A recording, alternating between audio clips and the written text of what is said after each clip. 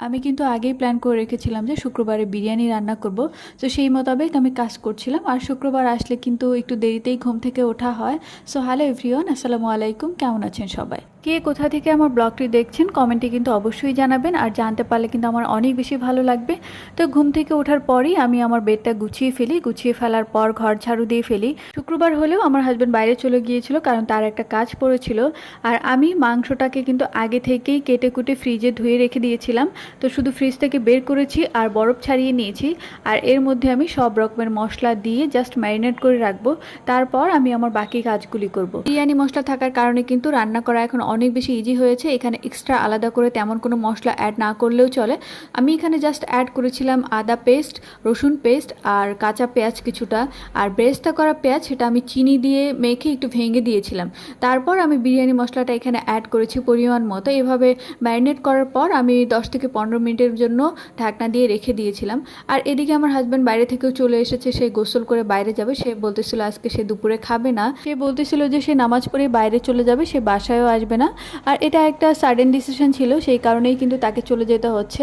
তবে আমি যদি আগে থেকেই জানতে পারতাম আমি কিন্তু আর আজকে বিরিয়ানি রান্নাই করতাম না, কারণ আমার একার জন্য হালকা পাতলা কিছু একটা রান্না করে নিলেই হতো। যাই হোক, আমি যেহেতু অ্যারেঞ্জমেন্ট করে ফেলেছি এখন রান্না করব, কারণ সে রাতে বাহির থেকে আসবে তখন খেতে পারবে। তো সে চলে যাচ্ছে নামাজে। আর এখান দিয়ে সিজু হচ্ছে বাইরে যাওয়ার জন্য পাগল হয়ে গেছে, তার ঘাড়ে উঠেছে, সে আর নামতেই চাচ্ছে না। আমি অনেকটা জোর করে তাকে নামিয়ে নিয়েছি। যাই হোক, আমার হাজব্যান্ডকে বিদায় দেওয়ার পর আমি এখানে আলু ছিলে নিচ্ছি। বিরিয়ানিতে আলু দিতে হবে, এটা আমি ভুলেই গিয়েছি। আর বিরিয়ানিতে আলু না হলে কি হয়, বিরিয়ানির কিন্তু আলু খেতেই বেশি মজা। তো আমি এখানে একটা আলু দিচ্ছি, আলুটাকে আমি পিস পিস করে কেটে নিচ্ছি। তারপর একটু তেল দিয়ে হালকা একটু লবণ দিয়ে ভেজে নিব। আর এদিকে কিন্তু আমি প্রেশার কুকারে বিফটাও বসিয়ে দিয়েছি। প্রেশার কুকারে দেওয়ার কারণে এটা কিন্তু খুব জলদি হয়ে যাবে। তারপর আমি এখানে চালটা মেপে নিয়েছি, আর এটাকে আমি এখন ভালো মতো ওয়াশ করে পানি ঝাড়াতে দেবো। আর এদিকে কিন্তু আমি চালের পানিটা ফেলে দিইনি, আমি এই পানিটা সব সময় আর কি গাছের গোড়া দিই। মানে যখন আর কি মনে পড়ে চালের পানি অথবা ডালের পানি, সেটা আমি গাছের গোড়ায় দিই। এতে করে গাছের যে গ্রোথ এটা অনেক বেশি বৃদ্ধি পায়।